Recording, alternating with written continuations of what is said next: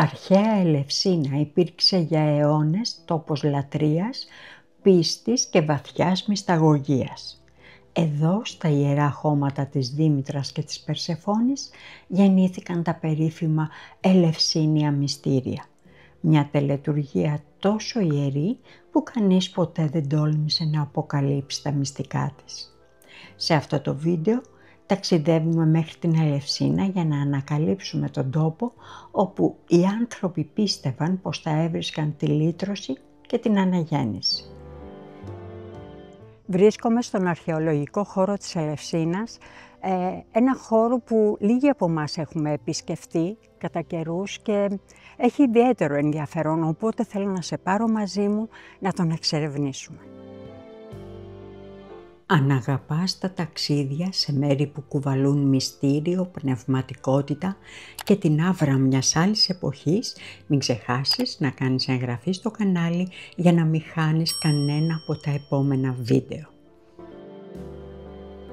Λένε πως όποιος μύστης πέρασε τις πύλες της Ελευσίνας δεν φοβήθηκε ποτέ ξανά το θάνατο. Κανείς όμως δεν αποκάλυψε ποτέ τι συνέβαινε μέσα στο ιερό της Δήμητρας. Και ίσως αυτή είναι η πιο όμορφη πλευρά του μυστηρίου, ότι δεν χρειάζεται να το καταλάβεις, μόνο να το νιώσεις. Η ιστορία ξεκινά με μια μητέρα, τη θεά Δήμητρα, που ψάχνει απελπισμένα την κόρη της την Περσεφόνη, αρπαγμένη από τον Άδη. Η γη ξεραίνεται, οι άνθρωποι πεινούν και ο κόσμος χάνει το φως του.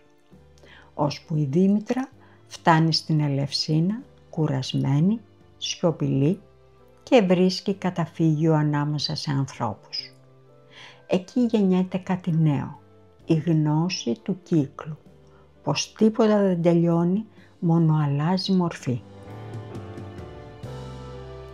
Αυτό το μυστήριο της ζωής που ξαναγεννιέται μέσα από το θάνατο έγινε ο πυρήνας των Ελευσινίων μυστηρίων.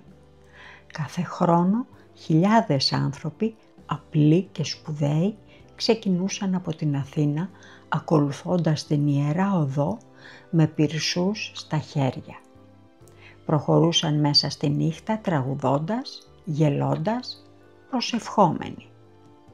Και όταν έφταναν στην Ελευσίνα έμπαιναν στο τελεστήριο, έναν χώρο όπου η ψυχή θα περνούσε από το σκοτάδι σε φως. Κανείς ποτέ δεν αποκάλυψε τι συνέβαινε εκεί μέσα, όμως όσοι βγήκαν είπαν πως είχαν δει όχι με τα μάτια, με κάτι βαθύτερο. Είχαν αγγίξει για μια στιγμή το θεϊκό.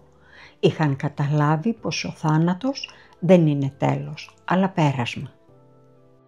Ίσως γι' αυτό αιώνες αργότερα, όταν ο χριστιανισμός άρχισε να ριζώνει σε αυτή τη γη, το μήνυμά του δεν ξένησε. Η ιδέα της αναγέννησης μετά το θάνατο, της ζωής που νικά το σκοτάδι, είχε ήδη φυτρώσει βαθιά στην ψυχή των ανθρώπων. Δύο κόσμοι, δύο εποχές, αλλά η ίδια ανθρώπινη ανάγκη. Να βρούμε νόημα στον πόνο, φως μέσα από το σκοτάδι και ελπίδα πέρα από το θάνατο.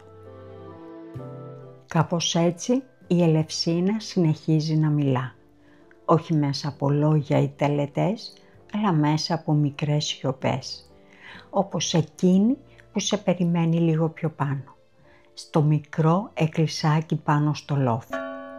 Είναι η Παναγίτσα, η Παναγία η Μεσοσπορίτισσα. Από εκεί βλέπεις ολόκληρη την Ελευσίνα, το αρχαίο ιερό, τη θάλασσα, το φως που πέφτει πάνω στις πέτρες. Εδώ αναβιώνει ένα έθιμο με πανάρχαιες ρίζες. Στις 20 Νοεμβρίου, την παραμονή των εισοδείων της Θεοτόκου, οι γυναίκες της Ελευσίνας βράζουν στα σπίτια τους στάρι και όσπρια, ρεβίθια, φασόλια και φακές. Αργότερα τα φέρνουν στο Λαογραφικό Μουσείο, όπου μέσα σε ένα μεγάλο καζάνι όλα τα υλικά ενώνονται. Το βράσιμο αυτό λέγεται σύβραση και εκεί μαζί με τα όσπρια προσθέτουν πετιμέζι, ρόδι και σταφίδες, σύμβολα εφορίας, ζωής και αυθονίας. Όταν τα πολυσπόρια είναι έτοιμα, μοιράζονται σε ποτηράκια και προσφέρονται μετά τον εσπερινό. Είναι μια γιορτή ήσυχη και βαθιά συγκινητική, γιατί εκεί, στον ίδιο τόπο που κάποτε τιμούσαν τη Δήμητρα, σήμερα οι γυναίκες της Ελευσίνας τιμούν την Παναγία, τη μητέρα της ζωής. Το μικρό αυτό εκκλησάκι μοιάζει να συνεχίζει τη σιωπηλή συνομιλία ανάμεσα στην αρχαία και τη νέα πίστη. 2 τρόποι να αναζητήσεις το φως που δεν σβήνει ποτέ. Λίγα βήματα πιο πέρα, στην άκρη του αρχαιολογικού χώρου, βρίσκεται το μουσείο, το Αρχαιολογικό Μουσείο της Ελευσίνας. Μέσα του φυλάσσονται τα ευρήματα των αιώνων, οι μορφές της Δήμητρας και της Περσεφόνης, οι μαρμάρινες κεφαλές των μυστών, αγγεία που κάποτε κράτησαν στάχια, δάκρυα ή ιερό νερό. Κάθε αίθουσα είναι και ένα κομμάτι της ιστορίας του ανθρώπου που προσπάθησε να εξηγήσει το ανεξήγητο. Εδώ δεν βλέπεις απλώς αντικείμενα, βλέπεις τη συνέχεια μιας πίστης, από τις πρώτες τελετές της Δήμητρας ως τις προσευχές που ψιθυρίζονται ακόμη στο εκκλησάκι πιο πάνω. Και όταν βγεις πάλι στο φως της αυλής με τη θάλασσα να φαίνεται στο βάθος, ίσως καταλάβεις πως αυτό το μουσείο δεν μιλά για το παρελθόν, μιλά για τη μνήμη που παραμένει ζωντανή. Ίσως τελικά η Ελευσίνα να μην ήταν μόνο ένας τόπος λατρείας, αλλά ένα προανάκρουσμα πνευματικής αναζήτησης που συνεχίζεται μέχρι σήμερα. Γιατί από τα μυστήρια της Δήμητρας μέχρι το Ευαγγέλιο της Ανάστασης, ο άνθρωπος παραμένει ο ίδιος. Ένας ταξιδιώτης της ψυχής που αναζητά την αλήθεια και ελπίζει πως στο τέλος το φως θα τον περιμένει. Σήμερα, περπατώντας ανάμεσα στα ερείπια της Ελευσίνας, ίσως νιώσεις κάτι ανεπαίσθητο, έναν παλμό, μια ενέργεια που δεν μοιάζει με τίποτε άλλο. Οι πέτρες έχουν δει, έχουν ακούσει, έχουν θυμηθεί. Και μέσα σε αυτή τη σιωπή ίσως καταλάβεις γιατί αυτός ο τόπος ήταν ιερός.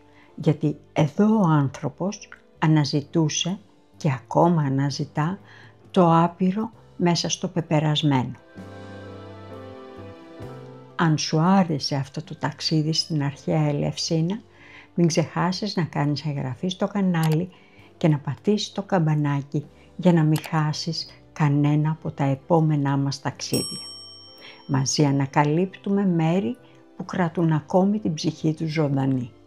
Μέχρι την επόμενη φορά να θυμάσαι, το μυστήριο δεν λύνεται, απλώς σε καλεί να το ζήσεις. Είμαι η Τζίνα και μαζί ταξιδεύουμε στην Ελλάδα και τον κόσμο. Σε ευχαριστώ που ήσουν μαζί μου και σε αυτό το ταξίδι.